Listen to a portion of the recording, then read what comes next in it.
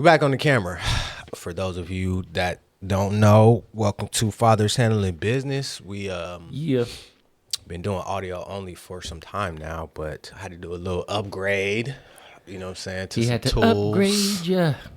And because I don't want to be doing a whole bunch of editing. I got a lot of stuff to do and editing this hour-long podcast and doing clips and all that kind of stuff. That takes a lot of time.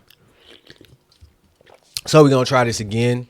And if it works, then perfect. If it doesn't, then we're going right back to audio. So Right back. it is what it is. Hopefully it works, though. Hopefully it works. Pray for Because, us. you know, it's a great way to do this.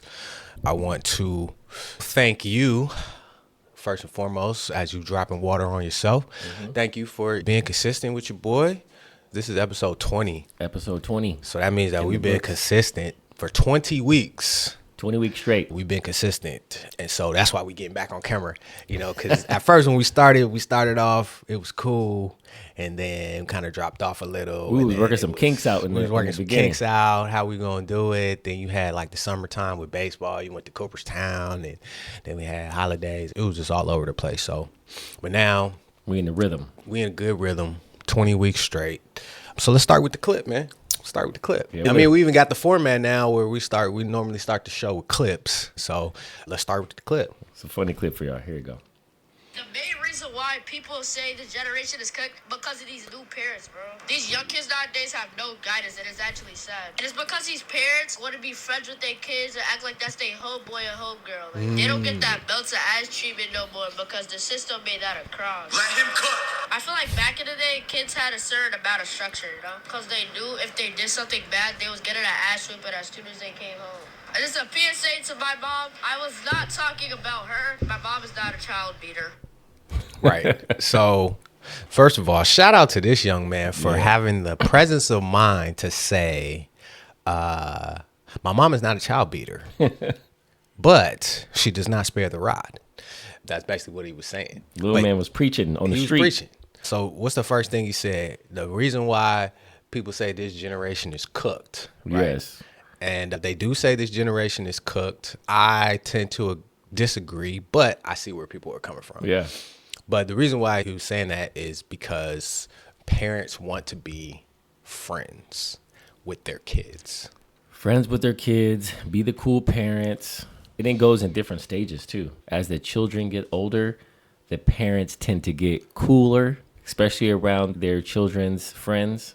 Okay. So they want to seem cooler, seem like the chill mom or the chill dad. Right. And it's a problem. It is a problem. Another thing that he said was parents want to be cool, so they don't want to whoop their kids. Right. Belt to butt is what he said. Yeah. You know what I'm saying? And those exact words, but you get the gist.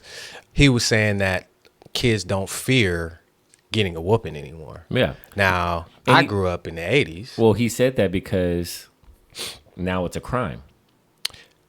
That was the other thing he said, Yeah. was that they put it to where it's a crime. So I grew up in the 80s where I got plenty of butt whoopings. Yep, same. And I feared I didn't like butt whoopings. I don't think anybody likes butt whoopings. Right. No. Right? And so now that fear is gone. It is. The Yeah. fear is gone. They made it a crime. Like, I remember I used to flick my kids' ears, right? Like, if they did something wrong or if I had to tell them something multiple times, I didn't even pull the belt out. I would just be like, bow, hit them on the back of that. Dad. You know what I'm saying? And for whatever reason, I think my son was my youngest son, maybe he was in 2nd or 3rd grade. And I don't know how this came about, but he told one of his teachers that that's what I did. And, you know, they called me into CPS, bro. I couldn't see my kids for like 3 months. For 3 months. Yeah. Yes. I think you remember. Yeah. And that's so, 3 months but is that was, long. and we talking about a little ear flick. You know what I'm saying? Like, that's not even really painful. I mean, it hurts, but it's not like inflicting pain. What did they say to you? Because I know you said this before, but what did they actually say to you? So they brought me into the office and they were basically trying to see if there was a pattern of abuse, right? So like the lady was cool, actually, that I talked to. She knew that it wasn't, like Right. anything crazy, but I think they had to talk to the kid's mom. They had to talk to my son, and then they talked to me. So they were just trying to see if there was like a pattern of abuse, if I was, abusing my kids or anything like that. And obviously I wasn't, but, they had to check to see what it was. And she just basically told me like, oh, you can't do that. So she said you can't do that. That is you can't, Right. You can't flick your kid's ear. Right. Okay. That's what she said. And then I was like, okay, cool. So that's when I moved to more military type punishment where they doing wall sits and, push-ups. Did you ask about that? No, I didn't ask about that. Okay. I didn't ask about that. Hey, you don't want no physical? All right, cool. We're going to go to the psychological warfare. You know what I'm saying? And like I said, and I think I said this maybe 2 or 3 episodes ago, like to this day, my son will bring it up. Like, yo, I remember when I had to hold a gallon of water on the wall and me and my brothers were sitting there because we didn't bring in the groceries. All right, so time out. So flicking the ear was your form of discipline. What about your ex? What was her form of discipline? Just yelling. Yeah. And that's okay? Right. To me, yelling is worse. Like I absolutely can't stand yelling. Like for me specifically, like maybe because my mom wasn't a yeller. My mom was a silent treatment type of mom. Did your mom ever just give you the look and you already knew? Yeah, of course. You get the look, right? I mean, my kids knew the look as well. Yeah. You know what I'm saying? But They I knew. mean, like the look that was like she didn't have to say nothing. It was Correct. just like whatever you were doing. Correct. If you didn't stop, it was going to be even worse. Right, exactly. Yes. And my kids knew that as well, but as they got older and they got more smarter, you know what I'm saying? They knew to, use that kind of stuff against you. But, it is what it is, man. You creative, I'm creative too, baby. We can come up with stuff all day, baby. So it's wild that I don't even know who puts these laws into place, but they're laws now.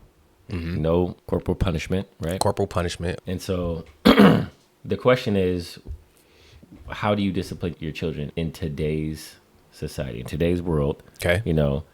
This young kid, I don't know, he's probably like what? 11. Like I think he or- said he was 11. No, that was the other. Oh, that was a different one? Okay. He might have been younger. He might have been like 9 or 10. Okay. And so how do you switch it up? And so there are different forms of discipline. So you used the wall sits. I use burpees. Okay. And some people may disagree with that. I remember that growing up when I was disciplined, it was number one, I was getting beat with a belt or a switch right off bat, right? True. Or a ruler. Those wooden rulers. I never got the ruler, but I got. I used to catch the wooden ruler, and them joints leave welts. Yeah. Well, Ooh, buddy. that's what the switches left welts. So that was those two were the main ones, and then it got worse after that. Right. But the one thing I hated more than even getting beat, being grounded, bro. Being on punishment. Being on punishment was the worst. So it wasn't like, oh, you on punishment for today. No, It I was used to get like months. 3 months. Yeah, like months. 3 months? Yeah, we used to get months of punishment, bro. That was like being in prison. Bro, I at that remember age. having to be in bed by 8:30 in the summertime, and it's still my friends is outside. I can hear them from my room outside playing, and I'm literally in the bed, and it's light out. Yeah. It's light out, and I'm in the bed. I remember that vividly. So being on punishment was the worst. Bro. So you were in bed, light outside. Light outside. Hear your friends outside. Hear your friends outside, and that's the worst type of punishment. You know what I'm saying? Yeah. Like even worse than the whoopings. Way worse. Which is why when they try to take away whoopings, it's like, all right, I get that, because there are people who take it too far. Oh, yeah. There are people who abuse their kids, and I understand that, but it's also I think that's, to me anyway, I know this is going way off topic, but like it's the thing with the gun policies, right? Like guns don't kill people, people kill people, kill people. right? So it's like you want to take away the guns because of the destruction that they cause. Got it. Okay. But it's actually the people who cause the destruction. Yeah. Same thing with the whooping, Yeah. the different forms of discipline. Yes, there are some people that are actually beating up their kids. Yes. You know what I'm saying? Like taking a belt to the butt, the most fleshiest part of your body, you know what I'm saying, is not going to harm them. Right. Right. On the Spanking butt. them with your hand on the butt. Like we're talking about the fleshiest part of your body that is going to heal. You'll be fine. Or even the legs. Like I got some whelps on my legs. You'll be fine. Right. But if I take my bald fist, right, punch you in the face in the not fleshiest part. Yep. Like this is not a fleshy part. This is bony. Especially on him. You feel me? So I see what you did there. So obviously that is way different, right? Those Yeah. are, but in the eyes of the law, they're seen as the same thing. Because people have taken it too far, and so they just put a stop to it. So, I mean, I get it, but when you replace something or you take away something, you have to give the people A to replacement. replace it with. And there's nothing, timeout is not the same thing, bro. Timeout, that's not it. That's not it. I've seen it in real time. Like people tell their kids, like, "You go sit in timeout," and their kids tell them, "No, you go sit in timeout." Oh, wow. So yeah, timeouts don't work, y'all. See, that's what I'm saying. Like, there's no reprieve. There's no repercussions coming. You know what I'm saying? Like, I'm not scared of timeout. Yeah. Like, who's scared of timeout? Especially if timeout is only going to be for 10 minutes. I think there has to be a deeper conversation when it comes to disciplining your kids. I think that the kid that in this clip, what he was saying isn't wrong, but also I feel like his mom, you know, was very consistent in her form of discipline, whether that was belt to butt or some other type of form of discipline, because he had the wherewithal and the knowledge to articulate why this generation is cooked, Correct. you know? Correct. And so there are, I mean, being a parent is not easy. So No. when you lie down to make a kid, just know it's not easy. And if you want to have good, respectful, you know, honorable children, then you have to do a whole lot of work on your part as the parent from day one. Yeah. Because kids are pattern seeking.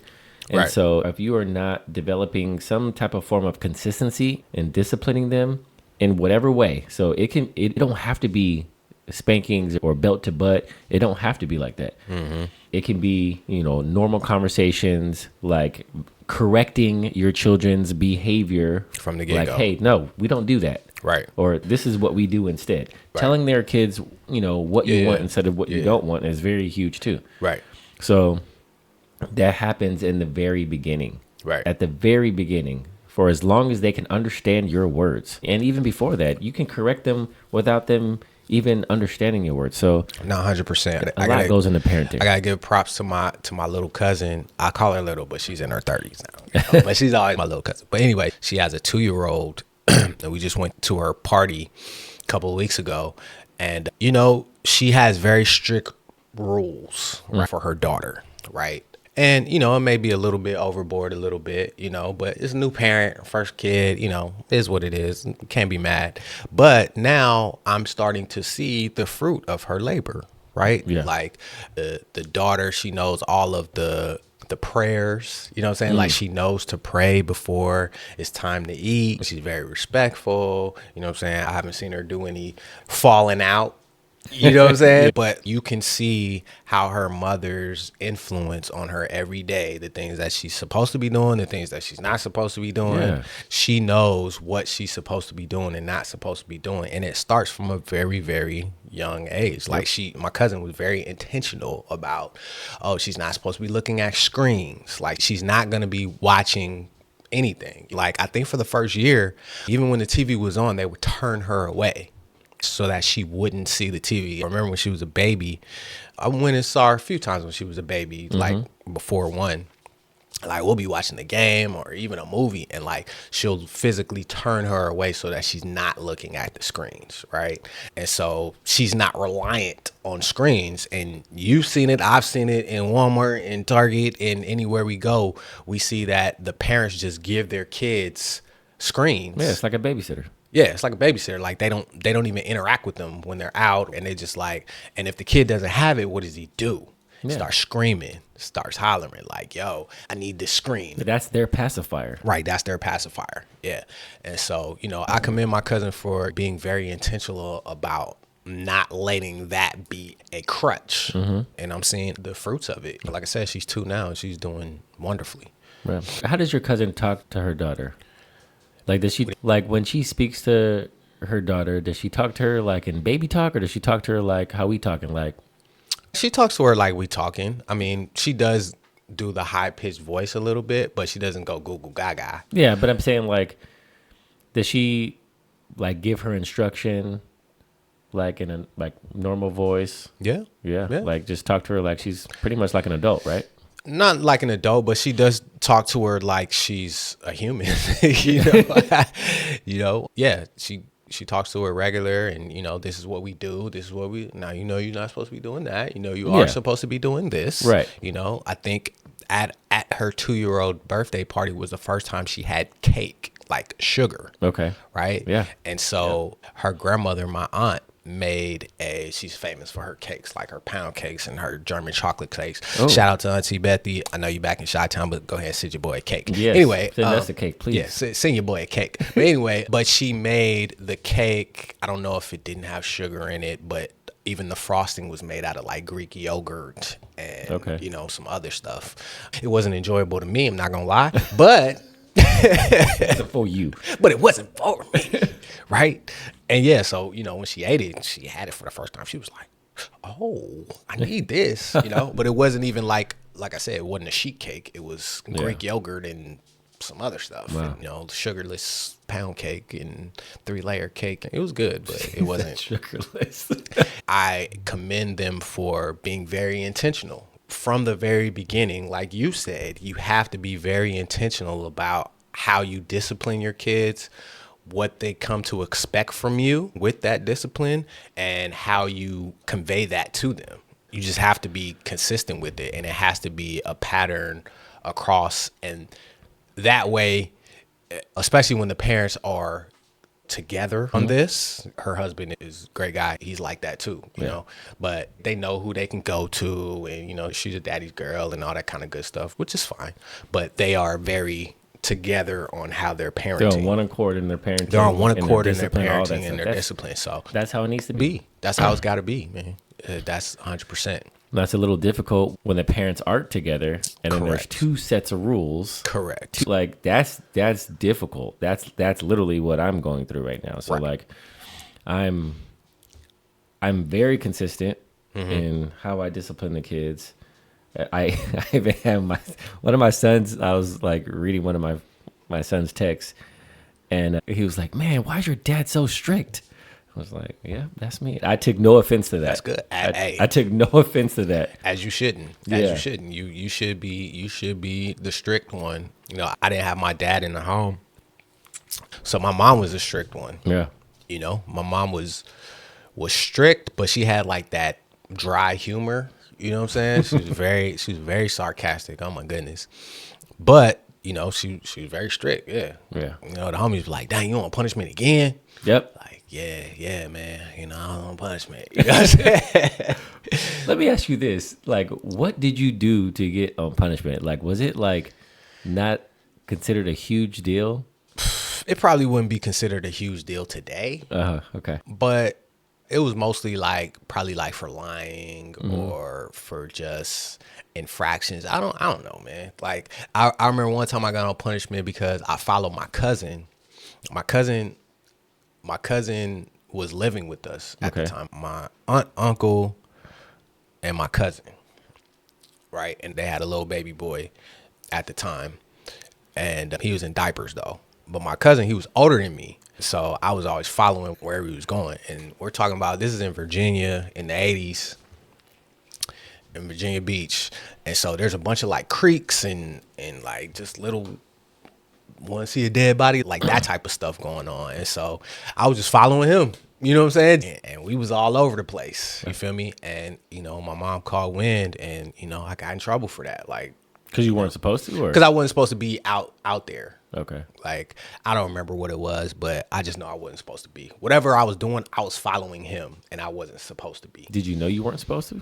Of course. Oh, okay. Of course. I mean, I don't think I ever got in trouble for something I didn't know I was supposed to be doing. Like, I was, I mean, I knew I wasn't supposed to be doing it, but, you know, I'm a boy, so I did it. You're adventurous. I was very adventurous. Most boys are adventurous, like Yeah. you. Yeah, 100%. All right. Okay. So, like I said, I don't remember everything I used to get in trouble for, but it was mostly like I said, like just being disobedient, Yeah. not doing what I was supposed to do, not washing the dishes. Oh, that's what I used to get in trouble for a lot. Not washing the dishes? I hated washing dishes. And to this day, I was going to say, who washes the dishes today? I wash them maybe once a week, Once a week. but my wife knows. You know, she doesn't mind washing the dish. Like that doesn't bother her. But for me, that's still like a trigger. You know what I'm saying? Like, I can't stand washing dishes. And my mom used to pull me out of bed. Like, when she would get home, I would go into bed and I forgot to wash the dishes. Then she'll pull me out of bed, dead asleep. And I'm sitting there crying, washing dishes at 12 o'clock at night or whatever it was. You know what I'm saying? Like, it was stuff like that. Just not doing what I was supposed to be doing. I wasn't super bad, I don't think. I was a boy, though. Yeah. Okay, so you know, to wrap this part up, just be consistent, right? Figure out what works in your household. What works, because all kids are different too. 100%. You know, doing wall sits may not work for one kid, but it works for the other kid, and so maybe you gotta, like, I don't know, like whatever it is. I found burpees work for both my kids. They both hate doing them. What they don't realize this, and maybe I shouldn't say it. They're not listening They to know. this podcast. I'm trying to train them, right? Right. Like, not just like up here. Right, but physically. So that's yeah, why I of have them course. doing burpees. Of course. Burpees is like one of the best things you could do. They're going to keep them 8-packs. Of course. Of course. They, you know, and that's going to go into their adult life as well. Yeah. That's going to go into their adult life. And like I said, it's amazing to me, and I'm very grateful that my sons, like, I'm on the other side of the first 20 years of parenting, because you really never stop being a parent, but it just switches. But the first 20 years, like, my kids aren't children anymore. Right. You know what I'm saying? They're my children, but they're adults They're now. adults. And so now that I'm on the other side and that now they're seeing things, you know what I'm saying? It's like, I can tell you what works and what doesn't work. You know what I'm saying? Because they come to me and be like, yo, I remember this. I don't even remember that. Or, you know, I'll bring stuff up. They'd be like, I don't remember that. And you know what's interesting? The mistakes that I thought I made, which As a father? as a father, Okay. which is interesting. Like, I brought up some stuff and they're like, I don't remember that. I'm like, wow. Like, it's something that stood out to me because I felt like I was a failure, you know what I'm saying, for whatever reason. And they didn't look at it that way. So just a little tidbit out there to you parents, you know, sometimes the failures that we think are failures are not necessarily failures to our kids. So just something to think about. You never So, know. All right. So as we talk about discipline, right? I want to move over into, and you talked about your kids and how they're adults. I want to move over into the discipline life blueprint right here. Can you talk to the people about this 40-day challenge, like how it came about? What is it? What does it entail? Let's give it to the people. Yeah. Yeah, so, you know, I am very passionate about helping people, especially at this stage of my life where, like I said, my kids are adults now, so they don't need me as much as they used to. Right. And so, you know, I'm always looking for ways to help people. This particular thing came about because my son moved out onto his own. He's in a different state now, and he's experiencing adult life, not in theory, but in real life, right? For the first time. For the first time. Yep. And so he's trying to figure out, how do I stay on schedule? Because it's easy to say that when you don't have anything else. It's easy for me to keep him on schedule. You know what I'm saying? When he lived with me, it's easy because he just, okay, we doing this, we doing that, we doing this, and we doing that. Okay, and then we moving. But Yeah. when you have your own freedom, your own time, people are calling your line. You actually have to be here. You got to do that. You got to drive. You got to deal with traffic. Yeah. You know what I'm saying? There's all these things that you don't think about as a kid, and now that you're dealing with as an adult. He just came to me and was like, Dad, like, I'm really struggling staying disciplined, like staying on top of the tasks that I need to do, staying on top of my Bible reading, staying on top of just my fitness. He had gained a little weight because he was eating, you know what I'm saying, eating fast food, you know, just fast food, you know, just because he had so many things to do. And, you know, when you're in that grind mode, sometimes you just stop and pick up whatever you can or just eat whenever you can. And so, yeah, I prayed and, you know, I asked the Lord, how can I help? And, you know, this is what came out was this Disciplined Life Blueprint. It's a 40-day challenge to kind of just kickstart your discipline, kickstart some structure into your life. Right. It includes 7 principles that kind of are the steps: mindset, feeding your spirit daily, hydration, eating clean, moving daily, reading daily. And then the most important thing, in my opinion, is the accountability part of it, right?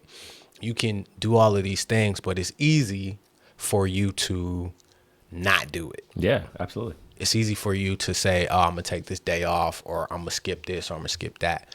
But it's a little bit harder psychologically when you have somebody to be accountable to. So, you know, if you're supposed to be doing your chores, like, you know, you don't want to clean the house, you don't want to wash the dishes, but if mom's is coming home, you know, you're going to get it done because mom is going to be on your head. Yeah. And so as an adult, having an accountability partner, and this is something that I did last year.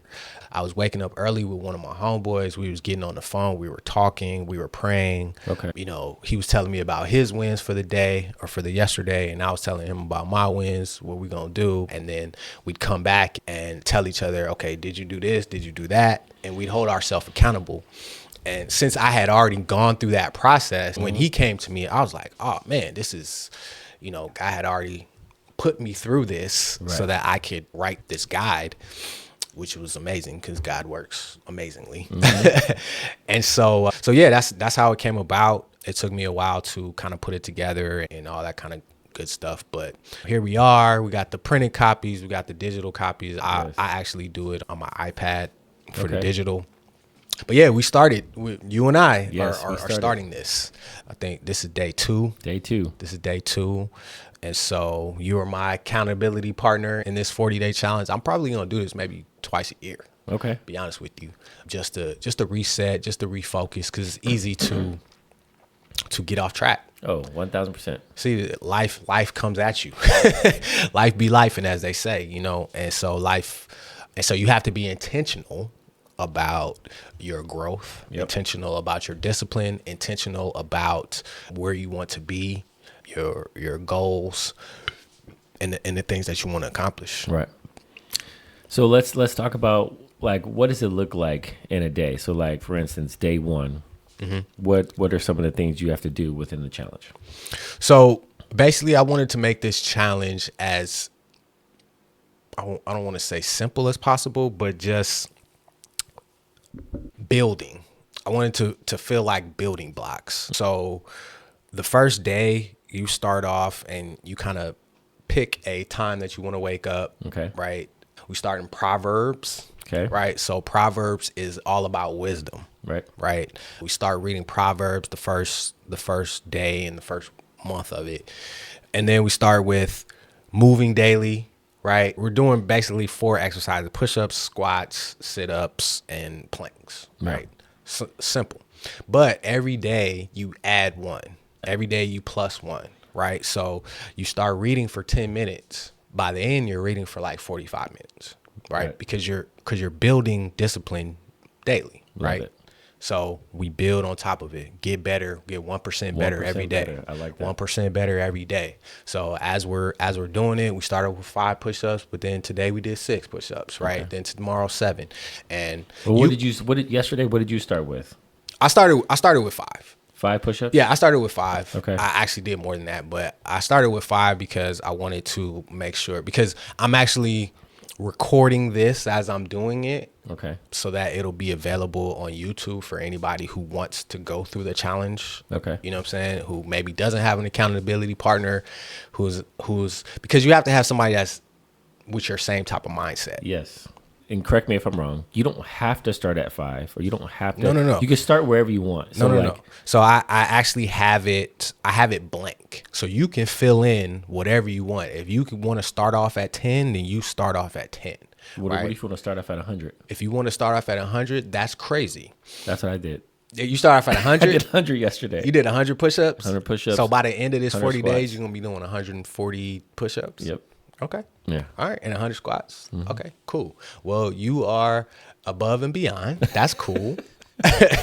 But I was talking to my homeboy yesterday. He called me, and and he was like, "Look, man," he was like, "The hardest part for me is The water.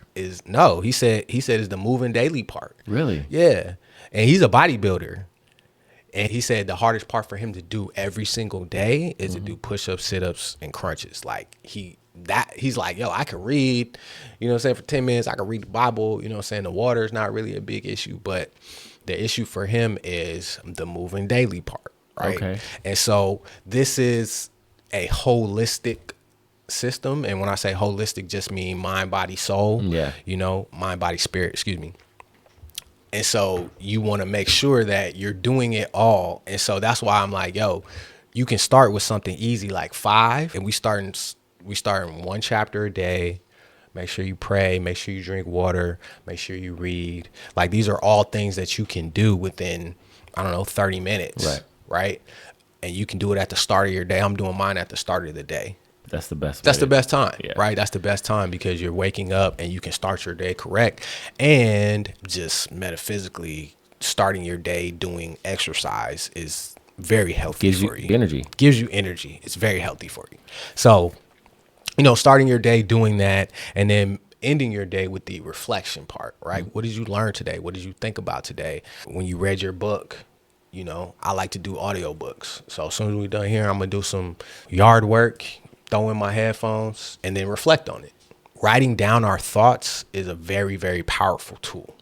1000%. Like, so even in, like, I'm a therapist, and like a lot of the homework that I give is journaling for my clients, because a lot of times they don't take the time to reflect. They don't take the time to express their feelings. And that is a way that I give them to express their feelings on paper. Same thing with prayers too. So like, a lot of people don't realize this, but like, if we write our prayers down, that is huge. God is always going to hear us. He hears our cries. He hears our prayers. But there's something different. It hits different when we write our prayers down. Yes. We are a little bit more intentional about what we pray for, Correct. who we pray for, Correct. when we write them down. Correct. And it hits a different part of our brain too. So that's one of the reasons why I wanted to make space on here for writing, right?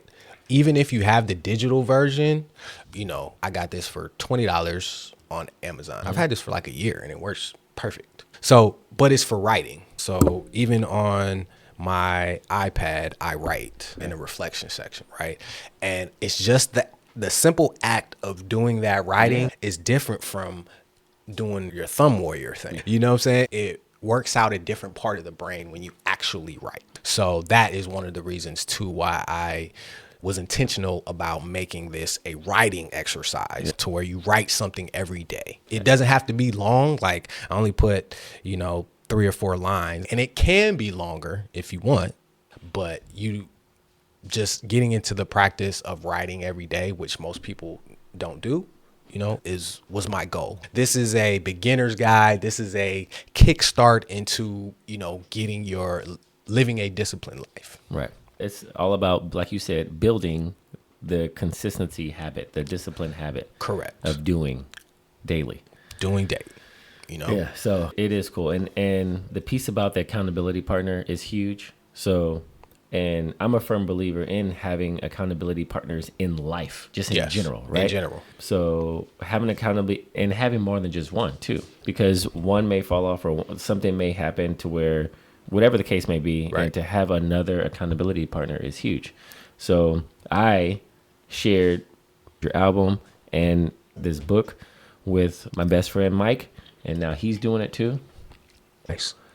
Now, for at least for me and for you, because you have another friend doing Yeah, it, we yeah. both have someone. We have accountability partners, Yes. right? Yes. And so again, this is a kickstart. This is not a end all be all. This is a kickstart. Like, we were made to depend on each other, Yes. right? Man, the only time God said it wasn't good was that man was alone, right? And so he made us to be interdependent, and that was a lot of the ways that in the ancient world, at least in the tribes and stuff like that, they kept everybody accountable. People were getting stoned to death if you did XYZ. Yeah. Right? They stoned somebody's child because he stepped out of line. You know what I'm saying? But he was accountable to the whole tribe. Right. When we're accountable to our tribe, we move differently. There's a lot of stuff that we do late at night in the dark when nobody's paying attention, when we think nobody's going to know, when we think that nobody's going to care, whatever, it doesn't affect anybody. It's different when it affects your life and it affects my life, and we have to be accountable to it. So I like what my son does. They have their accountability as far as like Instagram and stuff like that. They can only be on Instagram or social media for like an hour. They put limits on it on their phone, and then they give the password to their homeboys. So they don't even have the password to that part of their phones. So even if they wanted to break the limit, their homeboy would have to give them the password to do Right. it, which I think is pretty smart, you know? That's dope. At the end of the day, it's staying accountable, living a disciplined life, being the root word of a Jesus disciple, of discipline, is disciple. And at the end of the day and the beginning of the day, we strive to be Jesus disciples, Yeah. right? And so to be a disciple, you have to be disciplined. Yes. 1000%. This is just something to help, a Tool, A tool. That's just what it is. Not trying to replace anything, just tool to help. You know, Really whoever quick, needs it. just where I know we only went through day one yesterday. What was the hardest part? What was the easiest part for you? The water. The water. And so you said something interesting. You said a gallon of water is how much? 100. It's 128. No. You said how much pounds? Oh, 8 pounds. 8 pounds. 8 pounds. 8 pounds of water. That's hilarious. Yeah. But I pee mine out. So I don't, Yeah. there's no way. I did pee a lot yesterday, but I've done like, a gallon of water every day for, when I did set for 75 days straight. Right. And so I guess my body was used to just like flushing it out way faster. Yeah. For whatever yesterday, I didn't flush it out as fast as I normally do. I kept them 8 pounds, bro. That's hilarious. You I kept those weighed 8 myself pounds. last night, and I'm like, wait, what? Right.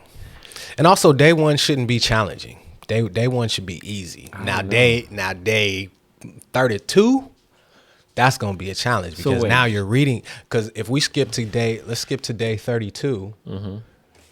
Right. If you skip to day 32, now you're reading for 41 minutes. Right. Yeah.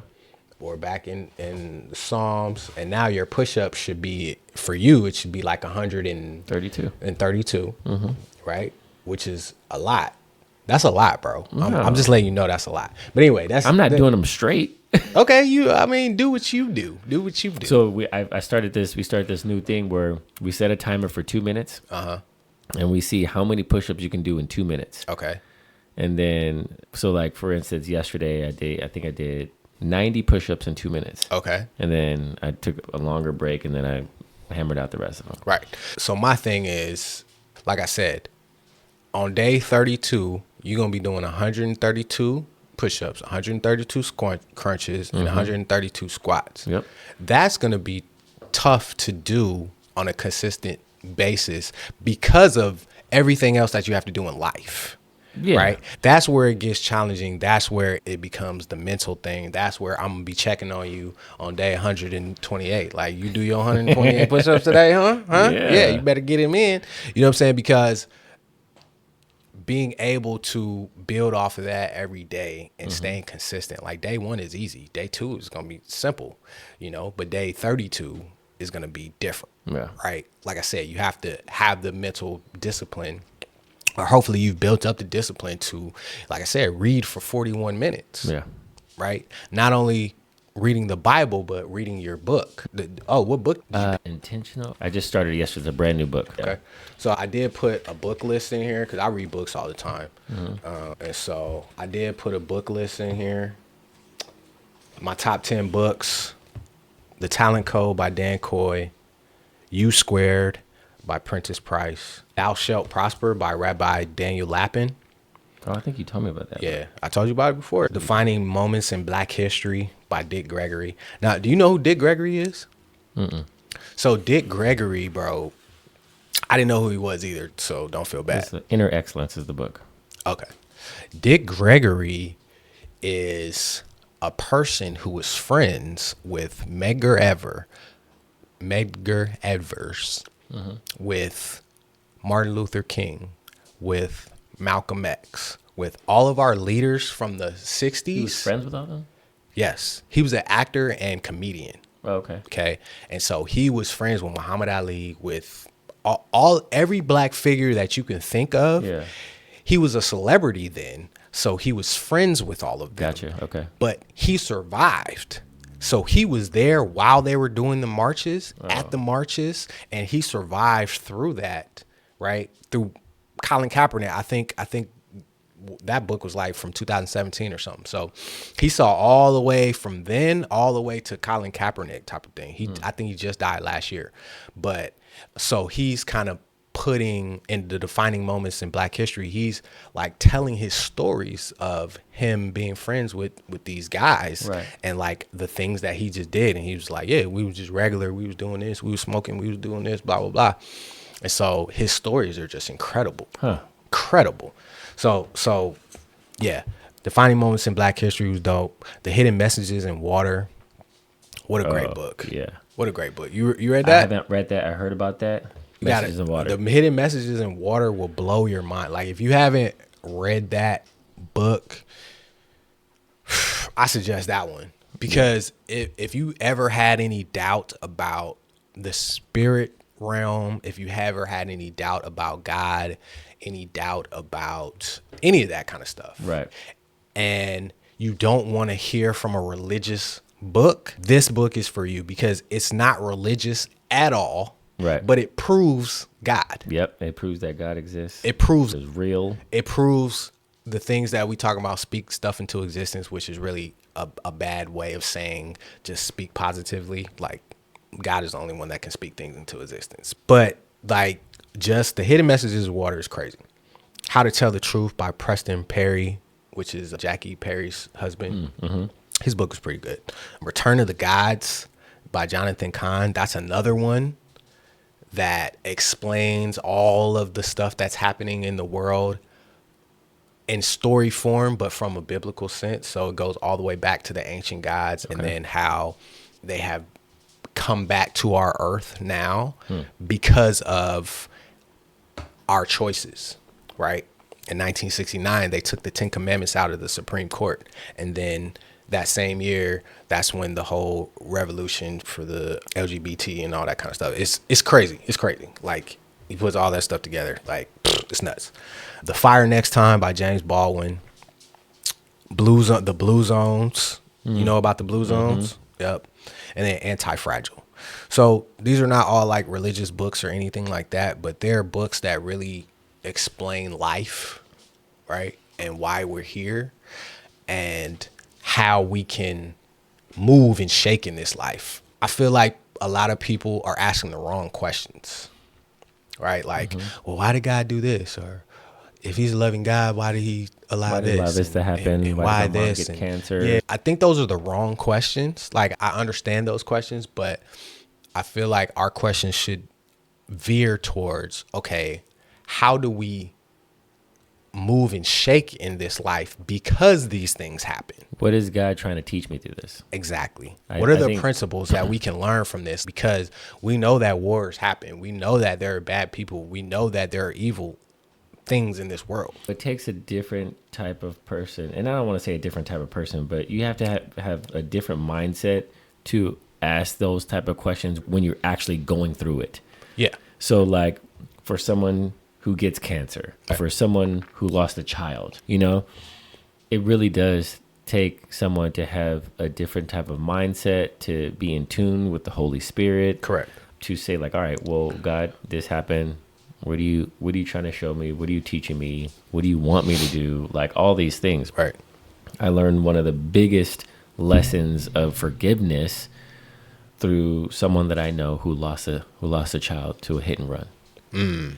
And to see this person walk through this form of forgiveness that they had with the person who hit their son and left and who was under the influence, right? To have the heart of forgiveness, to walk alongside this person and let this person know like that they're forgiven, that Jesus still loves it, like all these things. Yeah. It like seeing that person have that type of posture was incredible. Not just for me, for I know for so many other people. Right. 100%.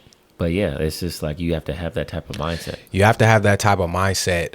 But I will also say that before those things happen, understand that mindset, right? Because that person couldn't have been forgiven couldn't have had that posture of forgiveness if they didn't already know that that's what they needed to do. Yeah. You see what I'm saying? Yeah. So before those things happen, and that's why, I made this list of books that encompass, some stuff that has to do with Bible, but some stuff that just has to do that not necessarily Bible, but life, right? Just so that not everybody is a believer, and even if they are, they may not be super deep in their faith, but there are some undeniable things in this world that even scholars and scientists and stuff, and if you go look at those principles in the Bible, it mirrors it 100%. I think it's important for especially young people to study these things, not just take what your parents told you or the pastor told you as truth. Not saying that it's not truth, but go figure it out for yourself. Find things out for yourself and understand how this world works. And once you understand the basic principles, like I'm talking about like gravity, the law of polarity, thermodynamics, like all of these things are microcosms of what we do on a daily basis. Right. What goes up has to come down, but to go up, you actually have to go down first. Like when I jump, like I have to use my downforce before I go up. So when you plant a seed, it has to go down in the ground first before it comes up. Like when you start a business, when you do anything in life, you have to go down first before you come up. It's all the same principles. And the more you know about how this world works, the better your experience in this life will be. Right. So Preach. So yeah, man, I'm definitely, passionate about that, especially for young people, because the sooner they know this, the better. It took me 40 years to learn a lot of the stuff that I know. And, if I can help somebody cut that down by 5 years, by 10 years, my son, he's learning this stuff at 20, 23, right. And he's telling me stuff. I'm like, man, that's so dope that you know that. You know what I'm saying? That you have the mindset to see where that is, because I didn't have that mindset at 23. Yeah. So question, where can everybody get this? 40-day challenge. You can get it on the website. I'll have the link. I'm trying to get 40daychallenge.com. So we're going to say that for now. But yeah, it's on all my socials, Jones Music. Yeah, it's out there. I'm going to have the link underneath these show notes on the YouTube, on the podcast. But yeah, you can just search 40daychallenge.com. Get a copy, please. And get you a physical or a digital copy. And, keep joy, live discipline. Yes. That's the journey that we on. It's a lifelong journey. But that is our show for today. Yes, sir. Fathers handling business. We went a little bit off the rails today, but I think it was an important conversation to have. Discipline our kids is a thing. Yep. But living a discipline, true discipline, at least in the true adulthood. Exactly, at least the true discipline in adulthood, and maneuvering through this life can be scary and tricky. But if you have the tools and the principles, then it's a little bit easier. You can make your experience a little bit better. Yep. All right, brother. Appreciate time. Appreciate I'm Dante. y'all. I'm Callie.